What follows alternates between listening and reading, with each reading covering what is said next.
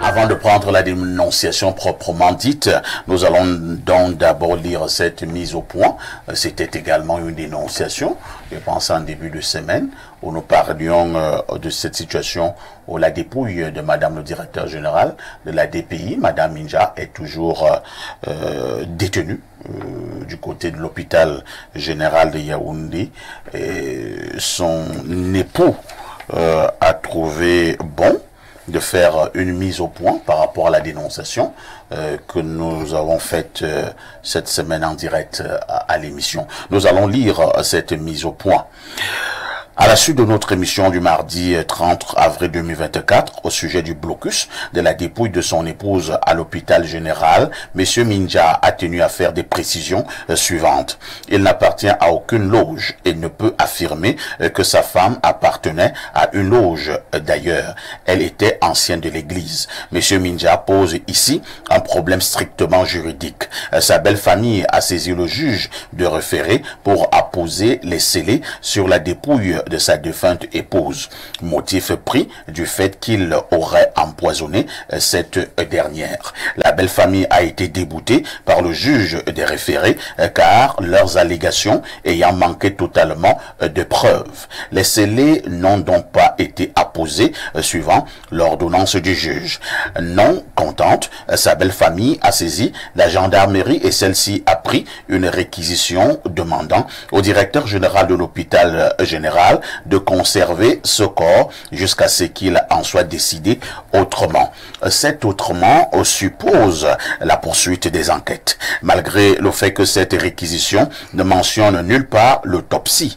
Celle-ci a été pratiquée sur son épouse sans que lui, le mari, n'en soit informé. En toute vraisemblance, cette autopsie aurait été pratiquée le 6 février 2024, mais jusqu'au 12 avril 2024, les résultats de cette autopsie n'ont jamais été rendus publics, d'où la première correspondance adressée à la gendarmerie par M.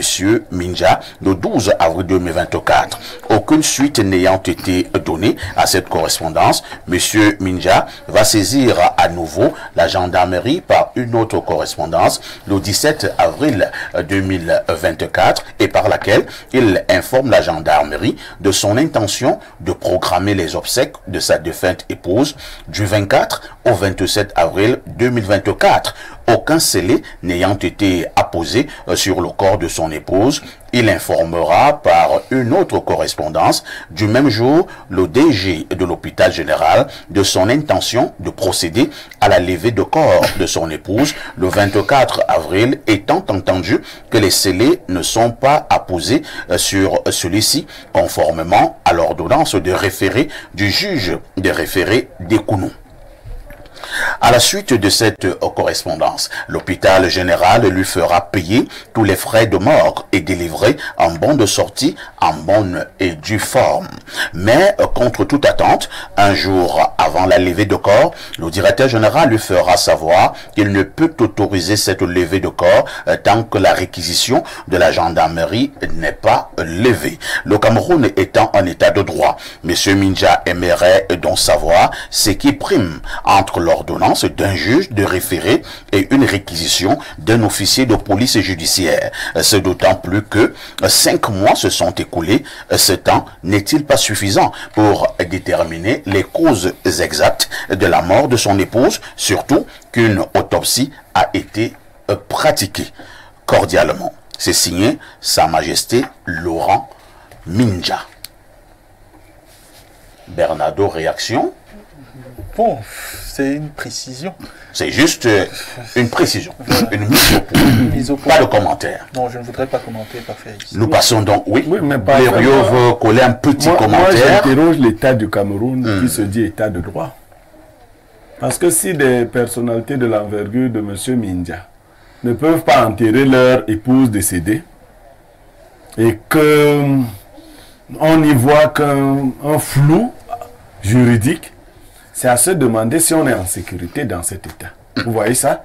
C'est-à-dire, M. Minja veut enterrer son épouse. Et on ne lui dit toujours, jusqu'à aujourd'hui, pas ce qui bloque le fait qu'il puisse enterrer son épouse. Cet état nous inquiète fortement quant à la liberté, quant au droit, quant à l'état de droit, en tout cas. Merci Pierre Blériot-Niemek. Toujours est-il que c'est une actualité, j'ai failli dire une malheureuse actualité, que nous allons continuer à suivre et vous rendre compte. Bernardo, la dénonciation de ce vendredi. Parfait, ici. Je ne commande pas cette affaire, mais je dirais à M. Niemek en off. Parce que sachez que le jour où j'ai dénoncé cette affaire, j'ai un ami à moi avec qui j'ai de très bons liens, et qui a quitté récemment le Cameroun, mais je ne vous dirai pas pour où il est allé. D'ailleurs, je lui ai déjà dit bonjour sur le plateau plusieurs fois, qui m'a téléphoné. Et je tais son nom. Il connaît le dossier de bout en bout.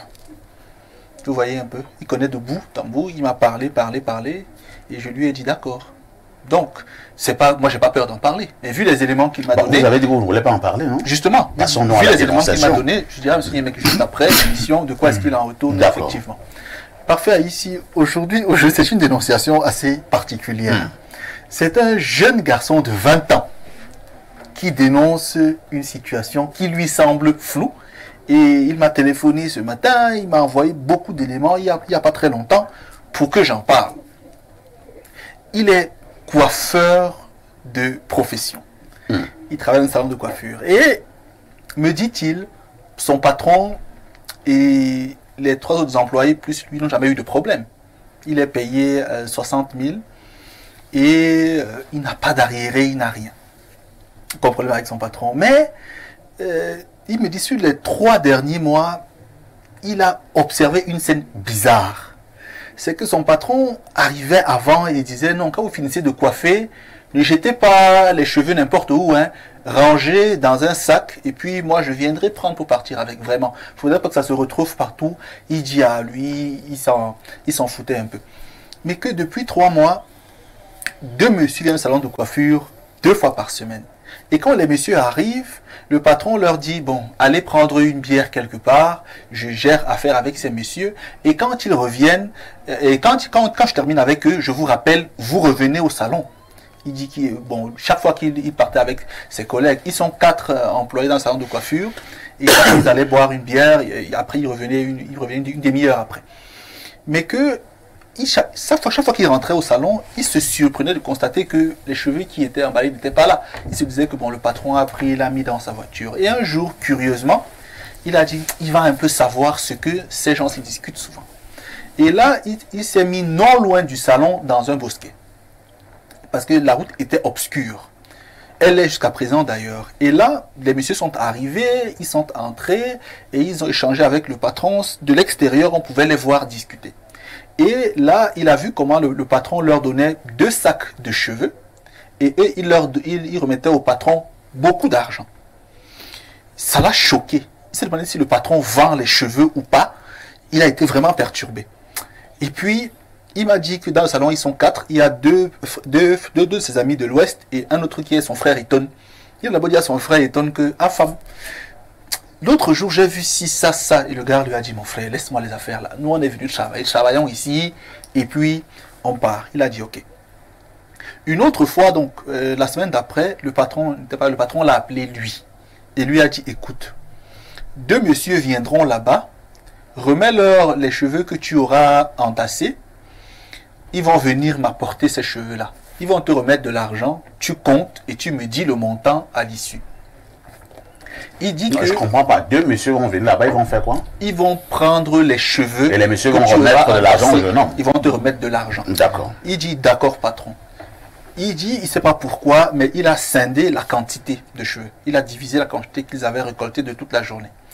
Et quand les messieurs sont arrivés, les messieurs ont demandé le paquet. Il leur a donné un plastique de cheveux, mais qui n'était pas plein. Et un monsieur a ouvert, le plus petite taille, et lui a dit, non, non, on ne peut pas payer ce montant pour cette quantité. Il demande payer quoi? Il dit, non, non, on doit vous remettre l'argent, mais la quantité, si elle est peu. Il dit, non, il y a une autre quantité, hein, j'ai juste scindé pour que ça ne se verse pas. Il dit, ok, apportez. Quand il apporte, quand il apporte la seconde quantité, le monsieur dit, voilà, ça correspond quand même au prix. À la somme. Et là, oui, là, on lui a remis 3,5 millions. 3,5 millions? Oui, il a appelé le patron. devant eux, il dit, patron, je leur ai remis le paquet et ils m'ont remis 3 millions. Le patron dit, d'accord, garde cet argent, je ne serai pas là aujourd'hui, mais je viens demain, dors au salon avec l'argent, je viens demain, je récupère. Et quand le patron vient demain, le patron a pris l'argent, il n'y avait pas de souci, il leur a donné quelque chose pour boire une bière et il est reparti. Il dit que lui, il est jeune, et il a peur, parce qu'il a environ 20-21 ans, il a peur, il ne sait pas si c'est une mauvaise chose ce que son patron fait, il ne sait pas ce qui se passe dans le salon de coiffure, il ne sait pas si on vend les cheveux, pourquoi est-ce qu'on vend les cheveux. Donc il a insisté ce matin pour que j'en parle, et que vraiment s'il est en danger, il faudrait qu'on lui dise, comme ça lui pourra démissionner et aller chercher même un box dans lequel il pourra continuer à faire la coiffure. Donc voilà ce qu'il a souhaité qu'on dénonce ce matin. Ah, où est-ce qu'on se vraiment pas en sécurité dans ce pays? Docteur Oleme, c'est compliqué. C'est compliqué. Je ne vous pose même pas une question ou votre commentaire. On est vraiment en danger. On est en danger parce que... Vous qui aimez si bien vous coiffer, comme vous l'êtes ce matin. Je dis que c'est... Parce que quand tu dénonces là, il y a même tes cheveux qui sont partis. Moi, j'ai posé les faits. Donc, qui peut accepter, n'est-ce pas, qu'une tierce personne prenne ses cheveux? Qui a déjà accepté cela? C'est impossible. Mon problème est celui de savoir, les gens qui viennent prendre les cheveux, s'il n'y avait pas un intérêt, ne donneraient pas autant d'argent. On vous parle d'une affaire de millions, 3,5 millions pour un paquet de cheveux. Alors, c'est pourquoi faire? Mais c'est pour leur pratique. Au Nigeria, c'est l'habitude là-bas au Nigeria. On ne se coiffe pas au Nigeria par hasard. Oui. Et les pays anglo-saxons là, ne se coiffent pas là-bas en désordre. Oui. Ici, c'est déjà là, c'est déjà arrivé. Parce que l'information, ça fait peur. Automatiquement. Ça veut dire, moi, dès la prochaine coiffure, c'est à la maison. Ou bien tu vas au salon de coiffure, on vient te coiffer, tu prends tes cheveux et tu les amènes. Mais est-ce que c'est pas une précaution inutile? Je m'explique. Oui. Même si tu vas au salon de coiffure avec ton sac, oui. C'est-à-dire qu'après on récupère tes cheveux. Le coiffeur qui est en train de te coiffer là, est-ce que tu vas au niveau de la nuque? C'est-à-dire que les cheveux tombent. Alors, oui. Il peut récupérer un peu et il dissimule. Il ne peut pas parce que il y a des salons qui ont double miroir. Oui, il y a un double miroir, je suis d'accord. Mais quand même, lui, le voilà qui est derrière toi, non? Non, mais quand... Est-ce que vous voyez ce que j'explique? Non, dès lors que le coiffé amène des gens en sac, oui. Ce client-là, le coiffeur ne peut même pas toucher à sa chevelure. Parce qu'il sait que c'est un monsieur averti. Ça, c'est très clair. Maintenant, on prend les cheveux, n'est-ce pas, des innocents. Parce que habituellement, nous partions, je le dis, au salon de coiffure, n'est-ce pas, comme des innocents. On va se coiffer. Mais dès demain, ça ne sera plus la même chose. Oui, c'est clair.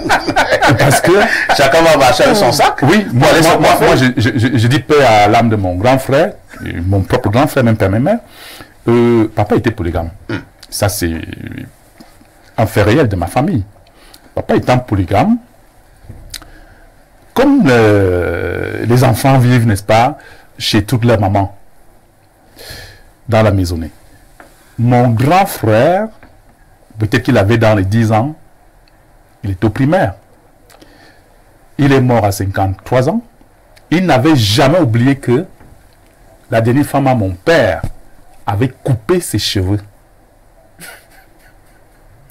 Pas qu'elle venait, n'est-ce pas, le coiffer. Elle est arrivée un matin, le gars dormait, et elle a coupé ses cheveux. Elle est partie avec. Et ton père a fait quoi? Vous savez, il a toujours, jusqu'à ce qu'il me rappelait cela, que Maman X avait coupé mes cheveux pendant que j'étais tout petit. Il rappelait toujours cela, un tout petit enfant qui grandit jusqu'à 50 ans et plus. Je suis sérieux, votre père a fait quoi? Mon père n'a rien fait, c'est dommage. Il le racontait toujours. Et c'est un monsieur qui avait de l'argent, mais il ne parvenait à rien faire avec cet argent-là. Très bien. Il y avait des histoires et tout. Pour dire que on ne blague pas avec la chevelure. Oui. Si on va au salon de coiffure, il faudrait que les salons... c'est un problème sérieux, quoi. Moi, merci. Je dis, hein. On va passer la parole à Josiane, à Jeanne. Vraiment, Josiane, là, même le jour du ministre, il va présenter comme Josiane. Bonjour à toutes les Josianes. Ah. Donc, vraiment, une Josiane t'a frappé le cœur. Non. Comment? Soyons concentrés. Alors, Jeanne, à l'époque, moi je suivais souvent les histoires concernant plutôt les albinos. On nous faisait comprendre que la chevelure des albinos était précieuse pour certaines personnes qui font des pratiques bizarres. Et donc, quand un albinos allait se coiffer, il faisait très attention, il ramenait toujours ses cheveux, ainsi de suite, ainsi de suite. Maintenant, on se rend même compte que même la chevelure de parfum ici aussi était précieuse, ainsi de suite. Alors, Jeanne, nous parlons, nous rions, mais c'est un fait sérieux. C'est vraiment sérieux, parfait. C'est vraiment sérieux parce que nous, les dames, quand nous allons dans les coiffures, moi particulièrement, hein, quand je vais dans un salon de coiffure, je ne laisse jamais ma chevelure. Ah bon? Jamais. J'avais vécu une scène dans un salon de la place, une dame albinos qui était venue se faire coiffer. Du coup, j'ai constaté que la coiffeuse, elle avait retiré le reste des cheveux qui étaient au niveau du peigne. Elle a gardé. Et la dame albinos, elle avait vu cette scène au travers du miroir. Elle s'est fâchée. Elle a dit, je veux mes cheveux. La dame dit, non, je n'ai pas pris. Je dis, fouille tes poches et remets-moi mes cheveux. En fait, elle a voulu faire de ça un scandale. On l'a calmée. Elle dit, nos cheveux apportent la richesse, l'attirance. Les filles viennent même acheter nos cheveux pour pouvoir le faire. Donc, je pense que le fait d'aller dans les salons de coiffure, n'importe comment, ce n'est pas bien. Il faudra avoir une personne fixe qui vous fait des coiffures, surtout vous les hommes qui allez peut-être après 2 semaines, parce que les gens ramassent ces cheveux-là pour pouvoir se faire de l'argent. Je vais toutes les semaines. Voilà. Ils prennent ces cheveux, d'autres même font des attirances, les femmes. Ils disent, je veux à ici. Ah bon? Je commence à filer à ici, là où ils se coiffent, je veux juste de la chevelure, juste. Pour pouvoir faire des laits de toilette, des pratiques. Et vous allez vous rendre compte, vous aimez une femme, vous ne comprenez pas pourquoi vous l'aimez. Donc le fait même les femmes à la maison, vous pensez à elle à tout moment. Toujours en train de rêver d'elle, confondre les prénoms. Vraiment. Donc, vous allez voir. Pas sérieuse. Vous allez voir même dans vos couples. Il y a des femmes qui prennent les cheveux de leur mari pour pouvoir être bien aimées, appréciées par l'homme.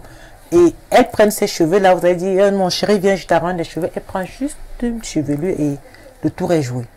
Pour des pratiques. Pour des pratiques. Donc, du coup, c'est une très belle dénonciation venant de Bernardo pour pouvoir aussi demander aux personnes de faire attention. On ne se coiffe pas n'importe comment. Raison pour laquelle vous allez voir dans mon village, particulièrement en Kolbogo 2, ça, les hommes se coiffent avec la lame. Oui, chercher la lame et du savon, on met là, on rase, on est congolais comme on le dit souvent. Donc, les cheveux, c'est vraiment une partie du corps très précieuse. Pierre Blériot-Niamek, apparemment, c'est devenu toute une industrie, puisqu'on vous fait comprendre que le patron, il prend ses cheveux tous les jours, ou bien non, quelques fois la semaine. Oui, peut-être une fois par semaine, ou 2 fois par semaine. Et il a déjà des gens qui se ravitaillent. Cette fois-ci, il faut vraiment souligner qu'il était certainement lourdement empêché. Et comme il ne voulait pas perdre de l'argent, il a préféré qu'on donne à son employé. Mais Pierre Blériot, 3,5 millions, ce n'est pas rien. Cela signifie certainement que ce qu'ils vont faire avec ces cheveux, ça doit produire un peu plus de 3,5 millions. Bien sûr. Ben, Jeanne vient de vous indiquer quelques usages. Sauf que, contrairement à ce que dit M. Olemain, les Camerounais et autres ne vont pas arrêter d'aller. Nous sommes un peuple de zombifiés. Les gens vont aller. Chacun doit se garder lui-même. Parmi ceux qui vont se coiffer, il y en a qui sont simples, la plupart d'ailleurs. Et il y en a qui ne sont pas simples non plus. Ça veut dire que prendre les cheveux de n'importe qui ne vous sera pas toujours facile, bénéfique. Des cheveux qui peuvent gâter votre business. Il y a ça. Mais beaucoup sont simples. Et d'autres salons de coiffure, en ce moment, sont même en train de se dire où sont ces gens. Moi, j'ai les cheveux ici, mon salon ne donne même pas. S'ils peuvent passer aussi chez moi, je donne. Nous vivons en insécurité spirituelle, physique et autres. Mais je crois que ceux qui nous écoutent doivent pouvoir, chacun à son niveau, faire son travail. Ce patron est extrêmement dangereux. Et le jeune homme, pour lui, qui a commencé à dénoncer, il faut qu'il s'éloigne définitivement de ce salon. Ah oui. Hein. Parce que d'une manière ou d'une autre, il contribue à cette affaire. Et Dieu a voulu que l'affaire s'arrête pour qu'il ne dise pas qu'il ne savait pas. Il a 21 ans, il a 20 ans, 21 ans. C'est Dieu qui a voulu que le patron soit si indisponible. Mais tellement il est cupide. Il aurait pu le laisser passer cette semaine-là. Oui. Mais il est tellement cupide, il a déjà programmé tout cet argent qu'il a osé laisser quelqu'un d'autre gérer son sale business. Vous voyez? Donc il est déjà à découvert. Je crois que quelque chose devrait être fait. Très bien. Bernardo Basson, pour vous qui parlez habituellement des choses ayant trait à la spiritualité, Mais... je n'ai pas dit au mysticisme, même si ce ne sont pas très éloignés, dans ces pratiques-là, qu'est-ce qu'on peut faire avec des cheveux? Donc, je suis le sorcier du plateau. Hein. Je ne l'ai pas dit.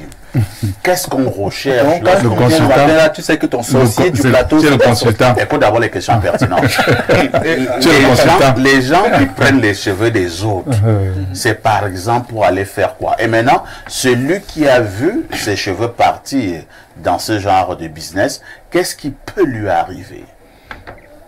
Parfait ici. On ne va pas effrayer les gens. Ah bon? Ouais. Mais vous savez, tout ce qui sort du corps, tout ce qui est sur le corps est un potentiel objet de magie. À la vérité, les cheveux constituent d'abord un recouvrement. Si vous faites attention, vous allez voir que, je disais l'autre jour encore à mon fils, je ne sais pas quand on en parlait, excepté la gorge, pour une raison particulière, lorsque vous êtes un homme de sexe masculin, pratiquement tous les points vitaux sont recouverts de cheveux. Et avec des pilosités différentes. Ça veut dire que les cheveux de la tête sont différents de ceux d'ici, différents de ceux qui sont autour du nombril, différents de ceux du pubis, différents de ceux du périnée par la texture. Parce que la chevelure garde une énergie mystique particulière. Demandez aux gens qui ont souvent beaucoup de cheveux sur la tête. Quand ils se rasent, ils ont l'impression d'être un peu saoulés, d'être un peu dérangés, d'avoir mal à la tête. Parce que c'est de l'énergie qui se détache de là pour aller vers une autre partie du corps qui a les cheveux. Les cheveux également constituent l'identité de l'individu. C'est pour ça que parfois c'est par là qu'on trouve l'ADN, par les cheveux ou par les ongles. Parce que les cheveux comportent la mémoire transgénérationnelle de l'individu, depuis son premier ancêtre jusqu'à aujourd'hui. Ce qui fait qu'à partir de là, celui qui a votre chevelure peut rentrer dans votre ADN, dans votre structure fondamentale. Si vous avez des chances ou autres, à travers des rituels incantatoires, il peut aspirer votre énergie et obtenir certaines grâces, obtenir certaines faveurs. Donc il y a vraiment des codes magiques dans des grimoires qui permettent de travailler avec les cheveux et avec les ongles. Vous voyez, prenez par exemple les ongles, vous allez voir que sur les ongles des individus, il y en a qui ont des ongles avec un truc comme un arc lunaire sur la partie basse du pouce et des autres ongles, vous voyez. La taille de cet arc lunaire-là détermine un quotient mystique que vous avez. Donc les cheveux, les ongles et autres sont des éléments particulièrement mystiques qu'on utilise pour faire certaines pratiques. Maintenant, qu'est-ce qu'on peut faire avec les cheveux? On peut se faire de l'argent, c'est-à-dire utiliser des cheveux pour faire des rituels d'argent, pour faire des rituels d'envoûtement, pour faire des rituels d'envoûtement, possession, pour faire des rituels de pouvoir. Vous savez, parce que vous compilez les énergies des uns des autres et ça vous recharge sur le plan mystique. C'est particulièrement dangereux. Vous savez, ce jeune homme, je lui ai dit, ce que M. Yamek a dit, je lui ai dit, écoute mon fils, il y a des scénarios qui, lorsque tu les vois, constituent des appels de Dieu pour te demander de quitter l'endroit dans lequel ça se fait. Donc je lui ai dit, pars de là, Il m'a dit d'ailleurs que dès aujourd'hui, il partira de là. J'ai même demandé qu'il me donne la localisation et tout. Il me dit, grand, attends d'abord que j'arrive chez moi. Parce que je ne suis plus là-bas. Je t'enverrai les éléments éventuels qu'il faut. Parce que je lui ai dit qu'il ne faut pas exclure une action en justice contre le propriétaire de ce salon-là pour qu'on mène une enquête pour savoir ce qu'il fait de ses cheveux, qui achète ses cheveux et les raisons pour lesquelles... Mais forcément, c'est de la sorcellerie, c'est de la mauvaise magie. Ça me rappelle les mots de Atebe Yenin. Lui parlait du sperme. Il disait que, vous voyez, il y a des filles là dehors qui recueillent les spermes des gens et ils se posent la question... C'est le sperme de qui? Qu'est-ce qu'on fait Qu'est-ce qu'on fait avec? Papa, ici, monsieur Olémé a souligné quelque chose. Il faut faire très attention. Il y a des gens qui me demandent très fréquemment d'ouvrir une école de la polygamie. Parce que c'est important. Les gens croient qu'être polygame, c'est faire l'amour aux femmes. C'est pas ça. Non, c'est pas ça. Pas ça. Être polygame, c'est aussi être capable de surveiller les femmes. Oui. C'est avoir une sorcellerie suffisante pour surveiller les femmes. Ça ne blague pas. Dans la polygamie mal contrôlée, certaines femmes ont détruit les vies des enfants. Les enfants, oui. C'est pour cela qu'aujourd'hui, les gens ont peur particulièrement parfait de la polygamie. Parce que dès qu'une femme sorcière est dans le groupe, elle estime que tel enfant risque à des prédispositions à réussir sa vie, elle vous gâte l'enfant. Donc, le polygame, ce n'est pas quelqu'un qui est fort aux fesses. Non, parce que les gens se trompent, c'est pas ça. C'est quelqu'un qui peut contrôler les esprits des femmes. Nous allons lire rapidement les messages de la nation. Nous prenons d'abord le message du plus 33, c'est la France. Merci le team Espace Miné. La dénonciation du 2 mai ressemble étrangement à mon histoire. Nous sommes déjà le 3 mai, hein. J'ai aidé un frère qui était mon voisin à Yaoundé à obtenir ses papiers en lui donnant les documents d'hébergement. Oui, vraiment, c'était hier. Nous n'aimons pas être redondants. Nous partons retrouver la lionne du continent galactiquement planétaire. Et qu'est-ce qu'elle dit? Bonjour au Kosovo de la modération et au beau des beaux PBN et Bernardo Bi et aux autres des mineurs. Quand je vous dis que venez, on vous rase à domicile, vous dites que oh, je maîtrise. Le bled est risqué, sauf nous autres, on a les cheveux des joujoux. Ces cheveux sont pour des pratiques mystiques, fabriquent des cheveux à vendre et bien d'autres. Pardon, passer la commande des tondeuses à usage unique, la lionne. D'accord. Autre message ce jour, si jamais même nous passons les commandes des tondeuses, est-ce que nous savons nous coiffer? Non, nos femmes doivent apprendre à nous coiffer. Alors, petit souci avec mon téléphone dernière génération. Je peux ajouter un élément? Oui, rapidement, en quelques secondes. C'est à l'endroit des sœurs de Madame Jeanne Vondo. Et là, le consultant va me comprendre. Les cheveux, Madame Vondo, et les ongles se nourrissent principalement du soleil. Parce que lorsque le soleil frappe sur la fontanelle, il dégage un certain nombre d'éléments que je ne vais pas citer sur le plateau. Lorsque vous couvrez tout le temps vos cheveux de greffe et de perruque, il y a une connexion que vous n'avez pas avec le cosmos. Parce que les cheveux, ce sont des antennes, ce sont des capteurs. Donc, pour être quelqu'un... Vous voulez dire quoi? Les dames qui mettent les greffes là, tout le temps, elles ne sont pas en connexion avec ton cosmos. Ici, je ne veux pas stigmatiser, mais je dis à un moment donné, il n'est pas toujours... On fait elle commence à se coiffer, raser? Non, on ne se comprend pas. Elles peuvent même alterner. Tu es bien coiffé aujourd'hui. Elles peuvent même alterner pour leur cause. Alterner, ça veut dire parfois passer des moments à la maison. Tu fais une mauvaise pub à l'endroit des sociétés qui fabriquent les greffes. Ah, les femmes n'en ont que cure. Qu'elles soient en connexion avec le cosmos. Ce que moi, vous êtes sage, vous savez de quoi je parle, on peut en rire. Mais à la vérité, il faut souvent comprendre pourquoi à un moment donné de votre vie, les choses ne marchent pas. Vous êtes en direct sur Espace Miné sur Info TV au canal 317. À tout de suite pour la suite.